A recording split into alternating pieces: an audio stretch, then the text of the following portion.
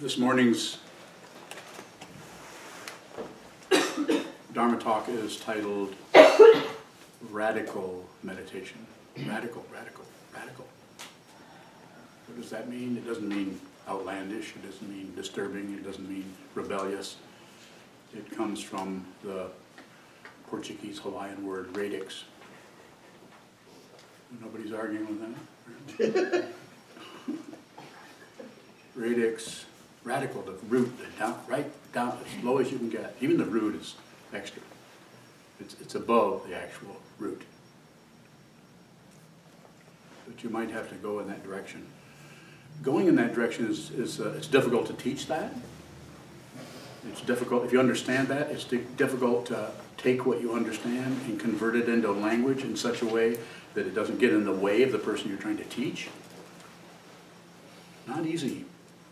I often say to anybody that will listen, or that looks like they're listening, you know how that body language when they go, looks like a Cocker Spaniel, and they're just trying to upset you. Or get their picture taken. So how do we go to the root of our situation? When you go home, just before you go to sleep at night, you know, there you are. Here you are again, going back to bed, or here you are again, getting up in the morning. Kind of the same person, but not exactly. And the dreams are coming up or not. Some people don't remember their dreams at all. That doesn't mean they don't dream. Just it means that somebody else is probably remembering them.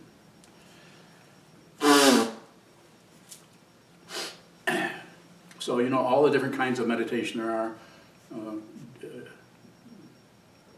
Deity yoga, mindfulness, closing your eyes, scanning the body, satipatthana, I think is a fancy word.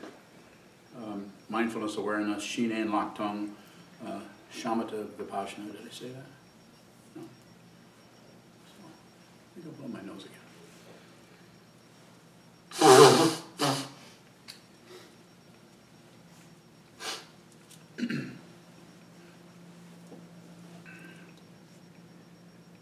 Radical. So the way radical may look for any one of you could be quite a bit different. The attitude should be the same. The attitude, go to the root of it. Find whatever's happening with any of you, whatever kind of emotion or feeling or disturbance or happiness for that matter. Anything that is happening, if you want to investigate that, which if you're in this room, you're a meditator, so you're probably interested in finding out stuff. Especially if you're having a difficult time and you have all these suggestions coming to you. I have a suggestion for you. Train your mind. And how do you do that? You see the way your mind is untrained. It is not comfortable. It's radical. You sit down and what you're doing is you're not abandoning anything, but you are concentrating on, excuse me, I have a leaky, what this is. Sit down, hold still, and you will, if you don't do anything but just observe, just receive, just very simply, through all the sense fields, including the mind. The mind doesn't get some kind of special consideration here. Nor are we trying to get rid of it, like some meditation practices will, you know, you have to stop thinking. So label thinking, return to the breath. Not wrong. It's not wrong. Some people, that's the kind of meditation that's going to help them. And they may need to start there. But the way I teach this is the way it's been taught. As far as I know, it wasn't in Japan in the 12th century. But as far as I know, this type of meditation is really taught everywhere. Teachers of various ilks find ways to, if they see what this is, in order to transmit that or help or serve or support others in their path towards sanity, might teach this in a different way. How do you, using those words, path towards sanity? You have to look at the sanity. And how do you look at the sanity? Look at the insanity. You actually have to look at it rather than cover it up, leave it, abandon it, meditate it for that matter. Do anything with it. Don't add anything onto it. How do you know if you're doing that? You won't. Well, there might be some symptom like I think I'm screwed up, I feel very lonely, this isn't working, that's a real good sign. If you've been sitting and for weeks and weeks, months, even years, and you start to think about your sitting practice, especially the way I teach it, this isn't working, that's one of the best signs on the path there is. You want a path? Receive the negativity. This is not about results, it's not about correcting. That's the mundane path. It's all about getting better, learning how to shoot what do they call those? Bone arrows? They're made of bone. So there's all kinds of training that has a very definite step procedure that is quite applicable, is that it, or applicable? It's one of the two, applicable or applicable, to that situation, because it's so basic and it's in this particular human realm where things look like right and wrong, up and down, back and forth, here and there, tomorrow and yesterday. Any more of those? It's just extremely bizarre for a manifestation of the Buddha to show up in all these different ways with all of this confusion. It's, on the one hand, it's astonishingly confusing, and it's completely brilliant and is at rest. How do you find that? You have to look at the chaos. Radical. You have to look. You don't go towards your idea of the root or your idea. Not that there aren't people who teach that way, but you look at your personal. It doesn't even look like anyone else's. If you compare your meditation with anybody else's, am I doing the same thing you're doing? You know, you're all blissed out, or you're in terrible shape, or you're bored to death, or your knee hurts, or on and on and on. So there needs to be, the way it looks here, it needs to be a radical approach using your karma, your mind. If you sit down and observe whatever is moving, this is radical. You will get no proof. If it's radical, you're not going to get proof of that. You're not going to get some kind of, I think you're doing radical meditation. Because of why? If anything is happening, if you're receiving anything, it's not radical. If nothing is happening, that's thought. That is thought. Okay. If you come to any conclusion about anything, then is it the water glass half full, or, that's to do with mountains, halfway up the mountain, or if you're in the middle of the mountain, are you halfway up the mountain, or are you halfway down the mountain? Nobody's smiling, so that must not be very funny.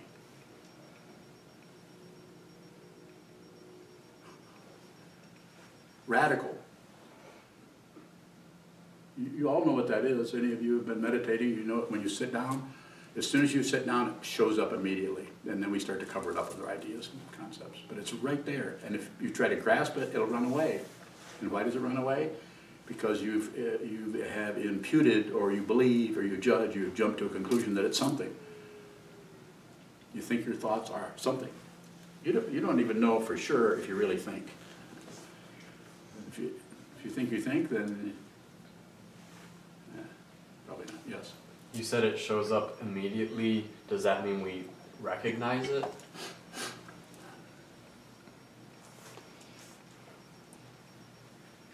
That's a particular way of teaching it, that you'll recognize it. But I would say that radical is you won't recognize it, because it's actually beyond that.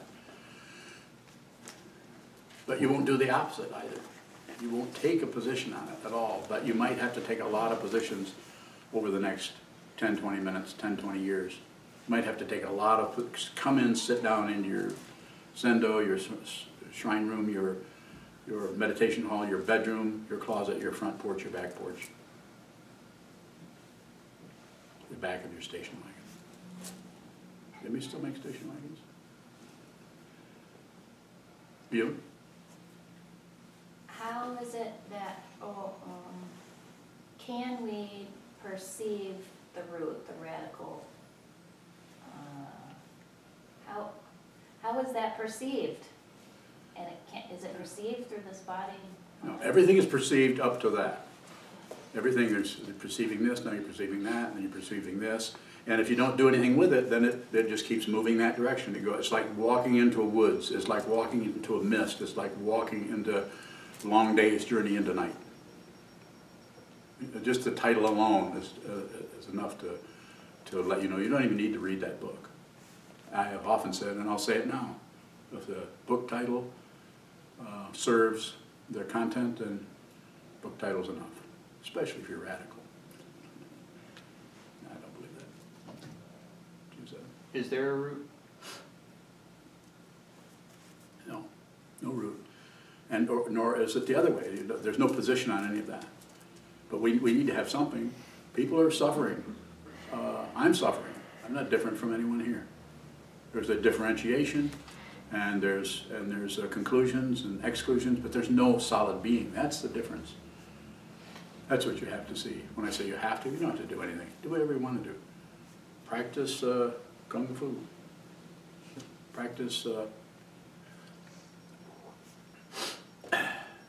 practice something you're really good at. That usually feels good.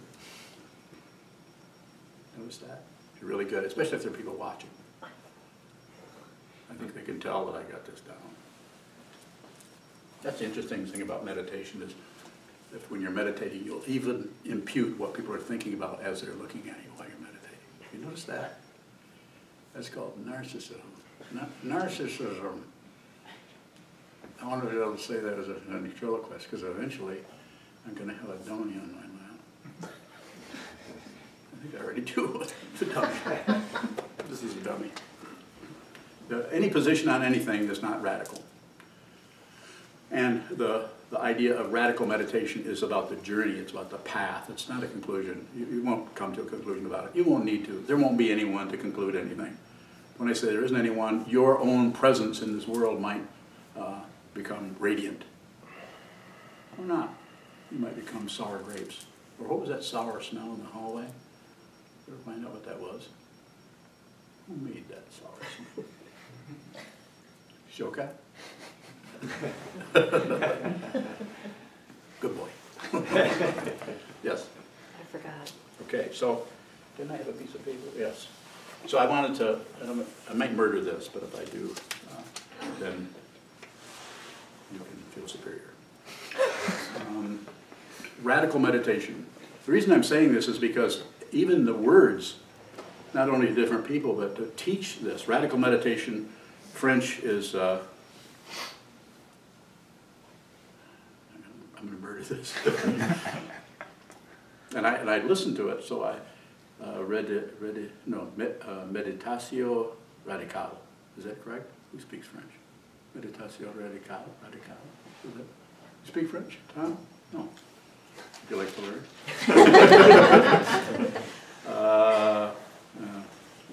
Let's see if anyone recognizes this is another language. Amuldia. No? Did I get it wrong? You don't know? Okay, I thought you would know. I think that's, is it Gujarati? Well, I'll try another. How about Hindi? You know Hindi? Oh, let's see if you know this. Katir Pantidia. This is embarrassing. See, I'll go to English. Oh, Chinese. Don't have anybody speak. Anybody? Would you know? No, you don't know. Chinese is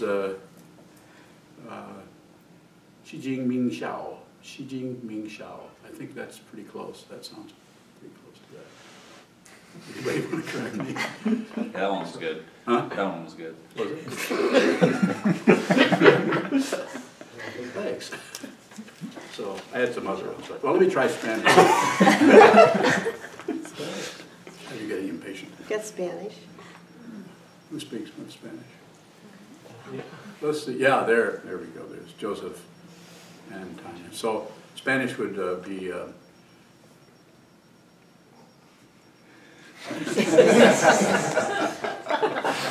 Meditación radical. Radical. Yes.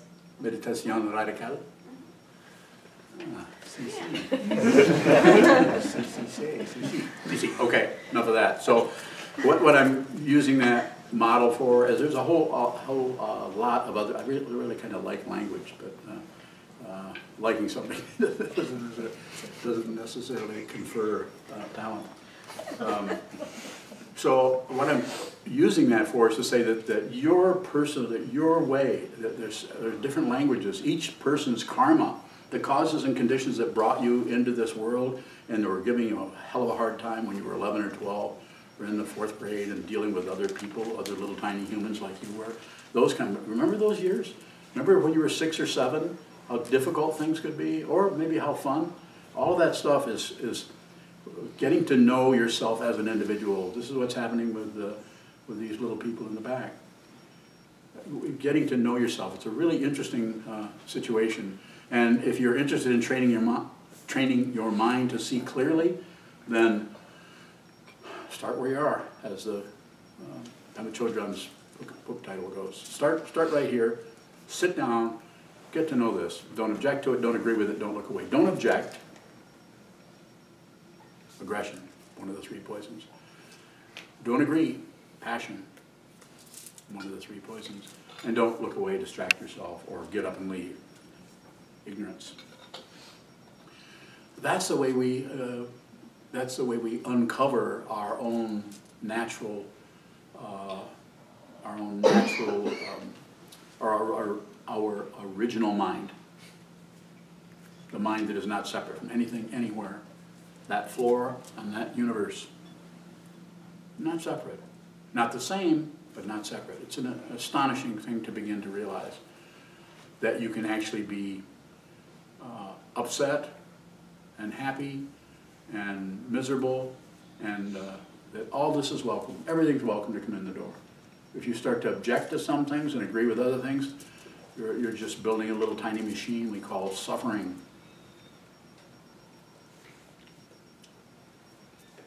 Is our original mind able to recognize? Original mind doesn't do anything. It's along the path things are recognized or seen. But that's just a lot of talk to get you to keep practicing. That's why Trungpa Rinpoche said, my teacher said, no guarantees of anything. No, you just need to do this on your own. You're alone. You're alone. You start out by being lonely, and then eventually you see you're alone. You don't mind. A question from Hakaran. Yes, Hakaran. What does seeing whatever shows up do for us? Not much. From the point of view of a gaining idea, but it's whatever shows up. If you're sitting still and you're training your mind, which the way to do that is to sit down and receive. And what is functioning as an obstruction or as a difficulty or a success or anything that comes up will start to show up just as a form in consciousness. And what is confusing is we look at the form as something arising in something else. But you have to do that for a while. You have to look at the separation in order to see that nothing is separate. Just like you have to look at the confusion or the ignorance or the difficulty don't fix anything. You have to do that before you can see the fundamental purity of that. Everything is fundamentally pure from the beginning. Nothing has ever existed. That's what it says on that scroll as you come in Tokonomo. From the beginning, nothing ever was. It's just saying that there is nothing separate, yes. If the original mind doesn't do anything, what manifests? Your ideas about it. And they can come and go. It's the mistaken identity that has the issue with things. It objects to some things and agrees with others and has no interest in the other things, passion, aggression, and ignorance. It's an imputed self, so there is no solid self. But you have to see that. You could say, who's talking? Who's talking here? Who's talking there? Same thing. Our ideas different from arising and passing away? The arising and passing away is just the fluidity of the whole thing. The ideas depends on if they're happening to someone. So what happens, what strengthens the ego mind is grasping it right and wrong. This is not right. like the commercial, isn't there a commercial now that somebody will be taking a shower in a shower with a carpeting on the wall? And somebody says, that ain't right. They're trying to sell something. Interesting that the commercial did not work, because I don't know what they're trying to sell. So the judgment, anytime anything arises, is not that you can't have that a negative feeling wouldn't arise with it, but that's just spontaneous, and that's fine. But what will happen was we'll try to correct something. We want to step in and modify or shift our situation. There are people teaching this all over the internet and are happy to take your money for it. Again, it's not wrong. It's just something people are doing that causes them to go in circles instead of going right directly to the top of the mountain and to continue to go. Questions are good? Yes. A question from Susan. What was it that brought you to Zen from Tibetan? Dzogchen versus radical meditation? Just asking about your experience on differences. Yeah, I haven't left anything. If you mention Dzogchen, or you mention Kagyu, you mention Shamatha Vipassana, you mention, I haven't left. It's all, it's just the teaching of the Buddha. It just shows up in all these different ways.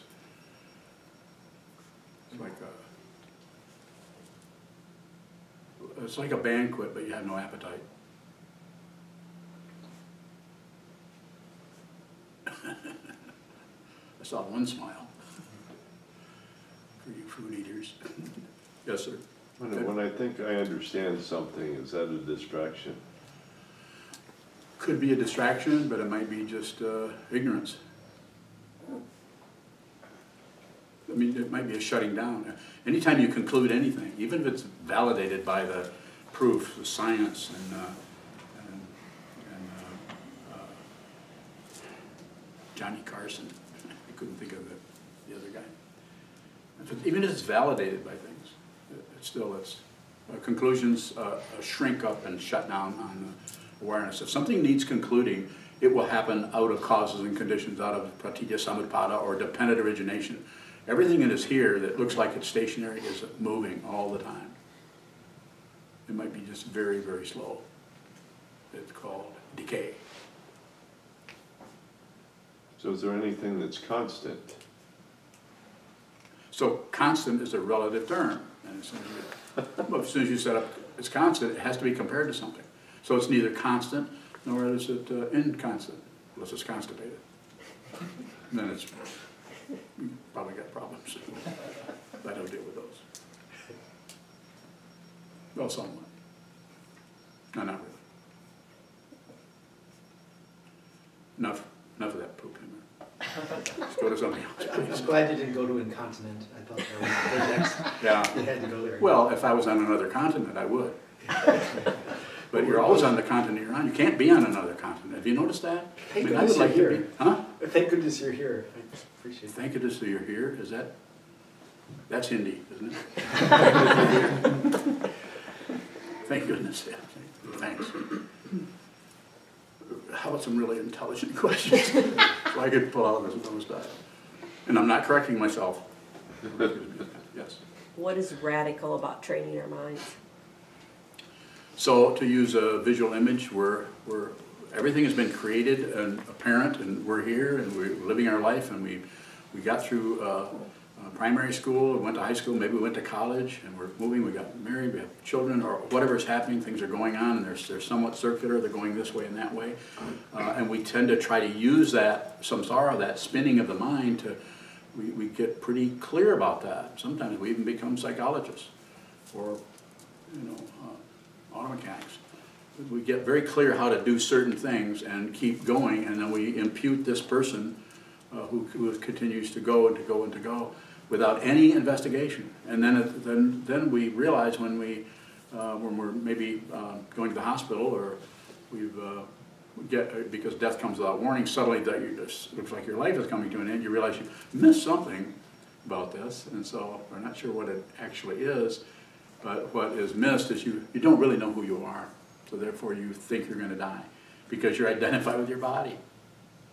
We think this is us. If you think this is you, it's going to be hard. It might not be hard right now. You might might have really good health and be living for another 2 or 3 years before that comes without warning. So radical means to find out who this is so you have no more questions about anything. When I say no more questions, I'm not saying you don't want to know what's for dinner, and that simple thing, but fundamentally you understand this, and it's not a conclusion. It's an astonishing situation to not think about anything. But you can't do it by stopping thinking.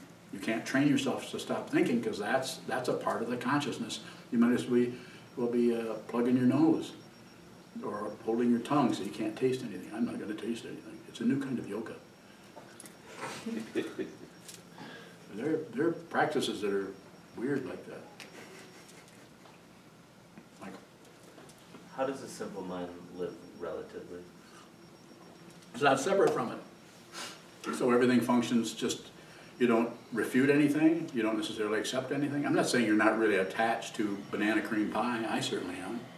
I think about it often. And on my birthday, I'm going to have some, along with a couple gallons of insulin.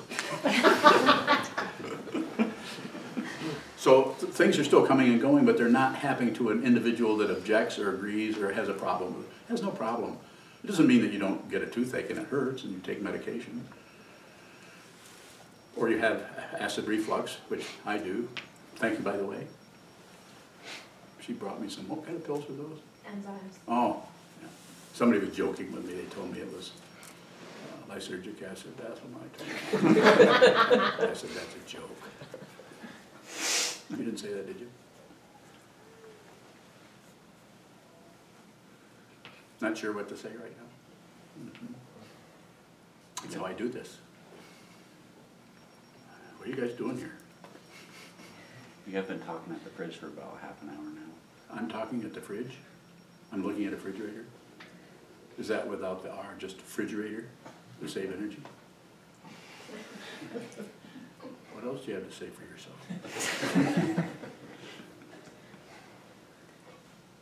Yes? Question. Ask your question, please. Does finding out who we are satisfy us?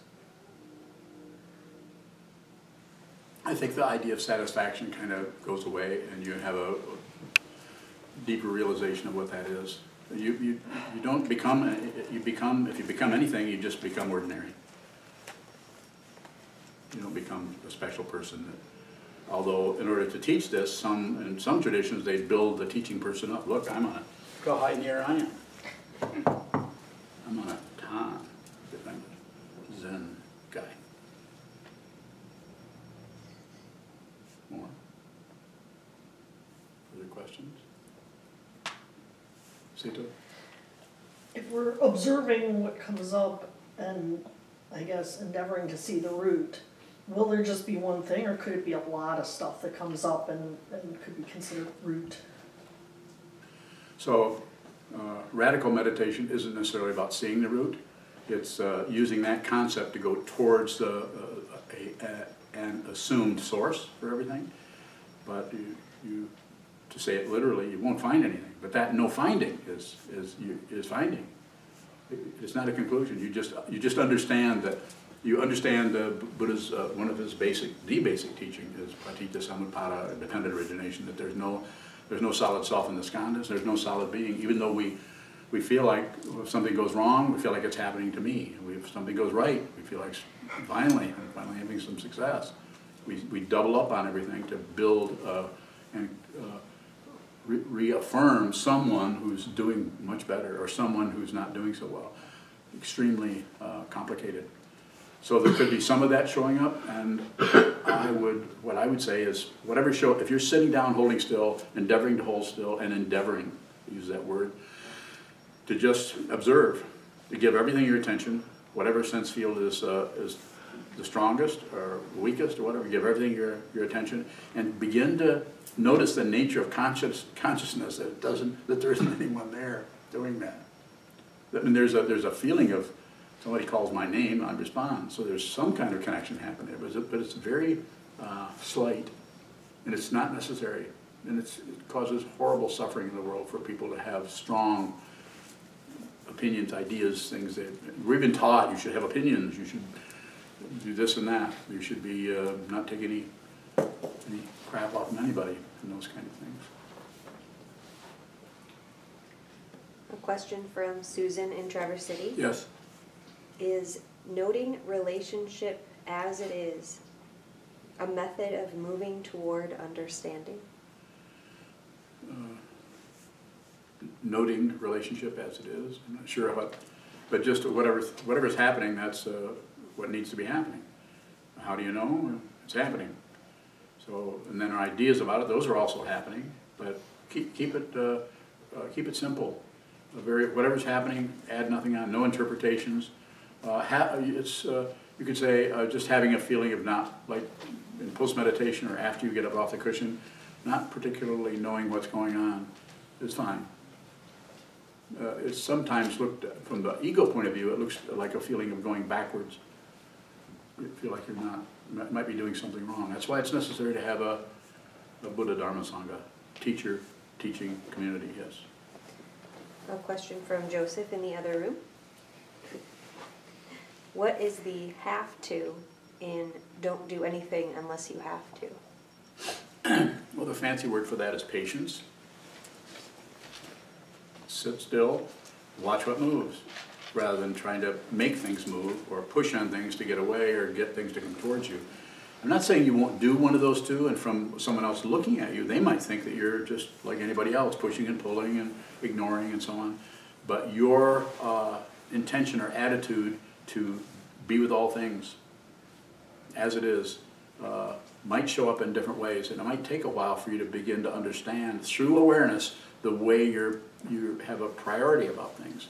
You have to see the priority. You have to see the subtle judgments that comes up that keeps you from allowing things to come and go by laminating ideas and concepts on top of them that slow them down and seem to work to gives us the illusion we're in control of our world. It's just not helpful in the proverbial long run. But what is helpful? Train your mind. Sit down, hold still, see what this is, and stretch or strengthen the observing part of the consciousness, which has innumerable parts. Read the Abhidharma material and you'll see that. You find out they're just full of parts. Everything. It's like looking at the inside of a golf bag, maybe.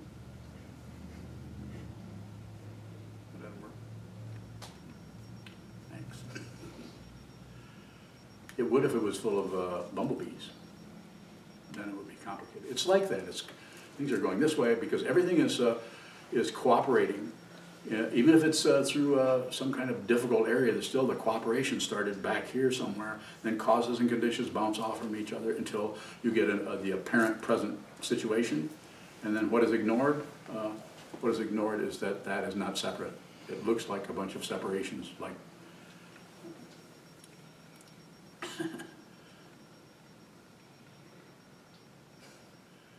any more questions? Yes. A question from Greg in the UK. Yes. It is said, we are creatures of habit. Are the thoughts, me, mine, I, just habits? If so, what's left? So the way I would respond to that would be, say, look at, rather than try to stop them or try to manipulate them or do something with them, actually just look at the habits that come and go with no addition, no subtraction, without anything else, and then see if you can register that there's a spaciousness that is there, that those arise and fall away. We tend to grasp onto the thing to push it, or grasp onto the situation to inflate it, or grasp onto the situation to get rid of it. But you could just observe that coming and going in the mind, like clouds in the sky. It's like thoughts in the mind stream, and the mind stream or the awareness is just it's just about observing that happen, observing that coming and going until you understand deeply what that is, and it wouldn't necessarily agree with anyone else. I wouldn't, if you talk to other meditators about your meditation, not a good idea. Keep it to yourself. And when I say that, I'm not saying can't share ideas or, every day. We talk about the Dharma constantly. Someone might bring up something in the middle of that has to do with their personal meditation. But very good idea to just be alone there. Be together, Sangha, but be alone. I think Trungpa Rinpoche used the image of people walk together in a path that nobody leans on anybody. This is called, starts out as lonely, and if it ends up at all, it ends up as being alone. Does there need to be an intention to see the root? Is any sitting radical meditation? I think each person would use that differently. Some people this might not even feel particularly helpful, kind of just not be helpful. So I would say, whatever you're doing, if you're doing a meditation completely different than what I'm saying, I don't know what you should be doing, but you do. So you might sit down and you might use that, just like some people sit for longer periods than others. That's why we don't have scheduled walking meditation. It's a Zen temple, monastery, but from my experience over the last number of years, I'm not saying you shouldn't do walking meditation. Do whatever you want to do. The most important thing is to sit still and observe what continues to move. That's the basic instruction as I understand it and teach it. But getting up and doing walking meditation is, even though it's called walking meditation and bringing meditation into action, I don't agree with that. And I don't disagree, because some people may need to do that. But if you're talking to me, I'm probably not going to encourage that. At the same time, I would say if you want to get up and walk around the room, you should do that. It shouldn't be somebody up there with a bell telling you when to do that. That could, because it's structured, they've gone too far with the form, and that form is about control. And I'm not about controlling anybody. I'm about getting you to see what your mind is and to stop fighting with yourself. Be genuine. You might have to feel crazy for quite a long time. And the craziness may never go away. What goes away? Nothing goes away. Nothing changes. You should ask questions about that. I'm saying things that don't make any sense at all. Kiyun, this better be a good one, Kiyun. What's radical about nothing changes? How's it look to you?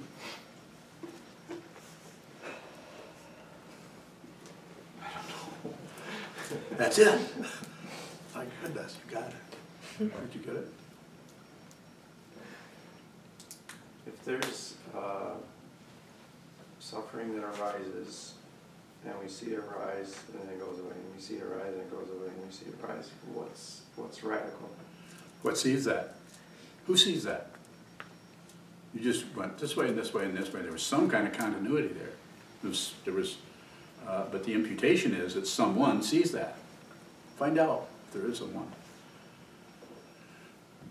Even seeing no self is just, you're still not to the top of the mountain. Using a mountain as a metaphor. Is there a continuity that's not a self? So that's a teaching device that there is, continuity. Like the word sutra means suture, and the word tantra means a thread or continuity. So what is it that has the continuity? Because that's separate from the continuity. Or is it?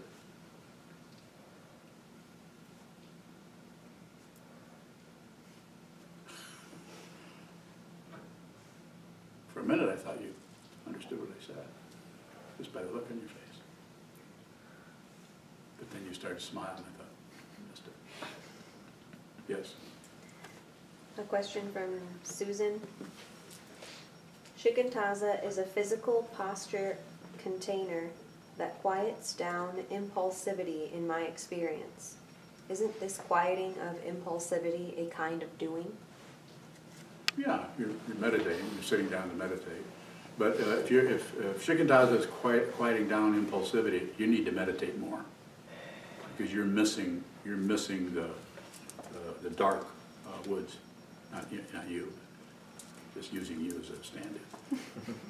I'm saying that you need to do more of it, because if you're just getting quieted down, I mean, it might take a few months, few years before you actually see the confusion radically that you've been covering up for who knows how many lifetimes. Don't believe a word I say. You're here so you could listen, you could consider it, but if it seems like malarkey, I occasionally use Sanskrit words. You have a question? Yes, from Sanho in Oklahoma. Sanho. What does radical meditation look like at the hardest times in our lives? When it's the hardest time in your life, if you're in Sanho, Mountain Phoenix is his name, and where do you think he got that name? What does the phoenix do?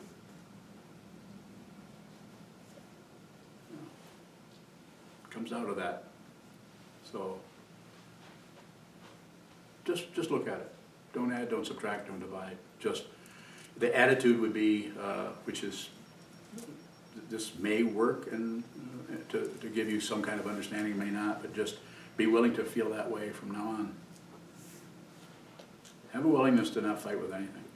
And of course, in the Bodhisattva vows to be with all things, to save all beings, put others before yourself. That's hard, because the concept of that looks almost like some kind of humanitarian thing, and it is not. You can put others before yourself and go to a mountaintop and never come down.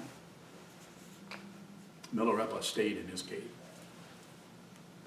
the Tibetan saint, yogi, songwriter. Other questions? We've got 5 minutes left, or we can leave. What does it mean to put others before yourself?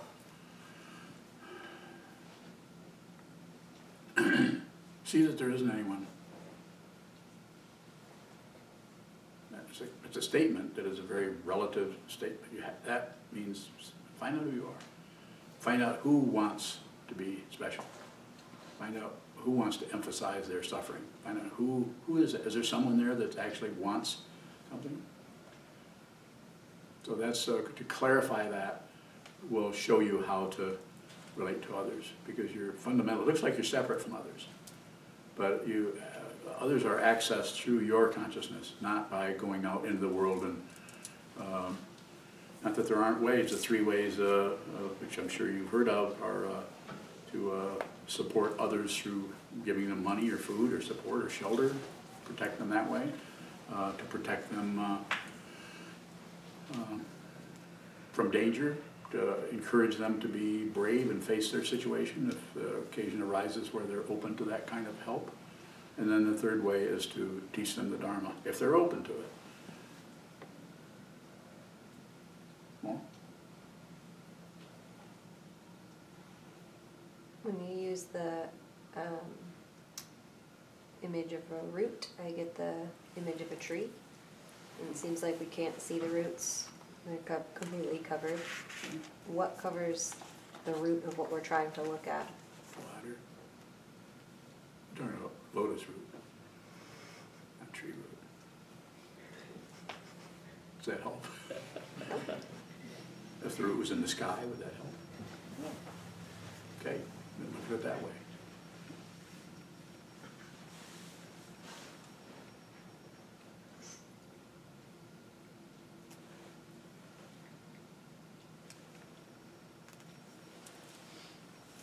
From Gyokudo up in Minnesota. I knew her. If we awaken, will the desire to be somebody no longer show up?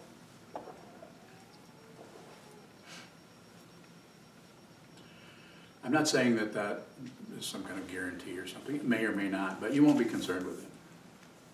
It's just like suddenly you look in the mirror and you see feathers coming out of your head. You think, that's odd. Not even a bird. So you'll be aware of it, but you won't have too much concern. You'll notice that that maybe jealousy comes up in this open dimension which your life has become. And if suddenly you hear anybody say that they no longer suffer, that they're totally at peace, and you should look around the corner and see if there are a lot of red flags coming out of the ground. Anybody that makes any claims about some kind of wonderful, successful situation, is separating themselves from you. Anything more about Roots? It's also a pretty good movie.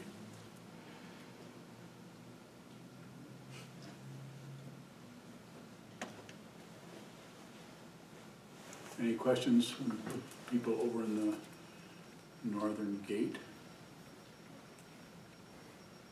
Yes?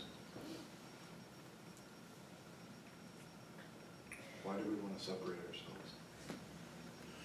So the separation, the desire to separate, just like the desire to join, is for security, and it's security for someone. And we've got all these nerve endings in all the six sense fields, including the mind, that are very sensitive. And so those are meant for navigating a human realm or a three-dimensional realm. But what happens is we, because of causes and conditions, we get loaded up by things going haywire and through a lot of suffering.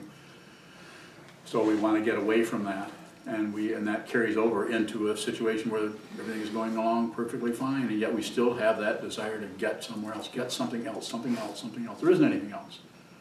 And when I say there isn't anything else, I'm not saying we're all one, but I'm saying there isn't anything else. So look at the desire to do something else or to go somewhere.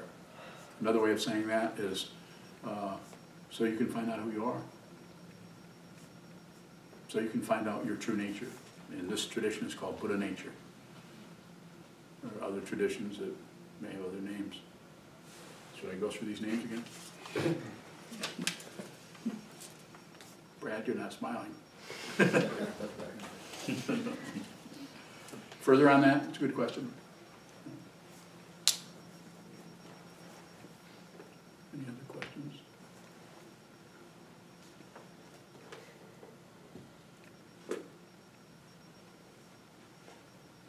How does one recognize that someone is open to the Dharma? That's a good one. If they ask you a question about it, is one thing. So I understand, like, let's see. So you could ask me a question like, why do you meditate? Say that. Why do you meditate? Helps keep me honest. And then if they don't ask any more questions, I'll offer nothing. Make them drag it out of you. You know what I'm saying? I don't mean drag it out, but make sure that you have a receiver for what you're, like if you're not doing it with that person. I'm not talking about necessarily about convincing them, but respond to their questions so they actually, when they talk to you, they're actually getting the fundamental connection there, the communication is happening. Well, How do we teach something that we don't understand? that's the only way you can teach it. As far as the spiritual path, if you understand it, you're dropping back down the mountain and you're teaching people how to mow lawns. Not wrong. Maybe that's where you need to be. But if you want to teach somebody how to see what this fundamentally is, then you have to be talking out of that and out of the mowing the lawns at the same time. Not two. You can't find two things anywhere. If you find two things, get a slip of paper and see if you can slide it between them. Kind of a dumb metaphor, but works, yes. So like if confusion arises, like if I find myself in a situation where the Dharma is being brought up and the ideas around what I think I know about it come up, how can I still be helpful? Start by shutting up. I say, if they insist, then you can continue to go, but make sure that you're riding on their energy of inquiry rather than your wish to get them into the Dharma. That's very disrespectful to do that to someone. People need to be respected in their confusion and in their sanity, their brilliance. Like if someone were to say, people have said this on rare occasions, so do you think I should practice meditation? I say, no, what do you think? I don't know. Well, I wouldn't do anything unless you have to. And I mean it. Yeah, and if sometimes someone is a different religious, they're Christian or something, different path, and respect them, leave them alone. Try to, not that you would, but I'm just saying, they might want to know about meditation, but you need to see their intention, and you can tell their intention by the nature of the question. Their intention might be to be friendly to you, to show you that even though they they think you're in a cult, but they don't dare say that to you because they think you're a really nice guy. So they're just gonna kind of fish around there and see if you're gonna try to get, if they're, you know, you're gonna try to get me into his cult.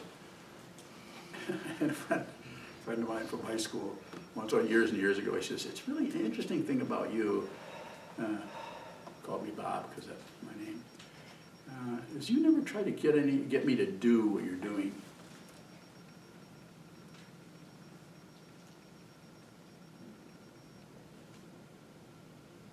Does that mean I don't want him to attain enlightenment because I want it all for myself? You know, it's just, be really respectful of that and watch people's boundaries. People have, they're invisible unless you understand the structure of their mind, the way they come and object and agree and object and agree and look away. Object, agree, and look away. Most people are doing that. If you're not doing that, then you're not meddling with them and you're respecting their confusion that they need to awaken. This is not a belief system. If you believe this, you might need to believe it for a while, but at some point that will go in the scrap heap, yes. Can we see somebody's intention without necessarily having content show up of, oh, this is what this person wants? Yeah, you can feel that, sure. Especially you. Some people aren't as sensitive as you are. That's not a compliment. That's just an observation.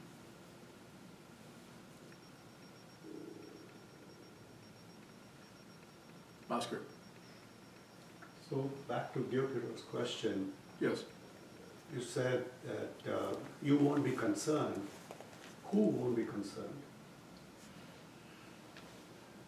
What was your question? You asked about realization, and if you realize, then would the radical or whatever be of interest? And I think you said, yeah, it might show up, but you won't be concerned. So it might show up in consciousness, but it doesn't belong to anybody. There's no ownership. There's no territory. There's no separate territory from anything else. So therefore, there isn't anyone to be concerned. And it's not that even the concern might show up, but it gets no oxygen. It can't live unless you agree with it, disagree with it, or look away from it. It can't. Everything that is apparently separate gets its energy, its apparent individuality, its separation and singularity from those three poisons and from dependent origination. This has been going on since the beginning of time. So there won't be an identity doing that. There might be some kind of a feeling, but that's also dependently about, I wonder why I don't feel this, or I wonder why I felt this a few minutes ago and now this is dissolving. Or I wonder how I can get that feeling back of not caring about anything.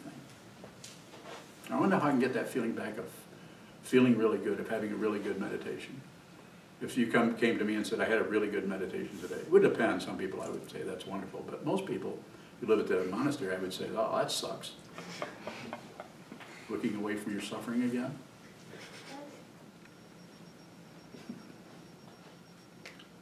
Dharma humor. Yeah, I'd starve if I had to do that for a living. That's why we don't charge anything. Yes? When we use the concept of stillness, is there suffering in stillness? Yeah, as long as it's a concept. There isn't anything but stillness in movement, and there isn't anything but movement in stillness. It's again, I mean, it sounds like, oh, that's another one of those, who knows kind of thing. But you could use those and see and go into those with some sincerity. Look at stillness and see how it gets the conceptual. Look behind the conceptual understanding of something being still. You can't have stillness without motion. You can't have sound without silence, even if you aren't Simon and Garfunkel.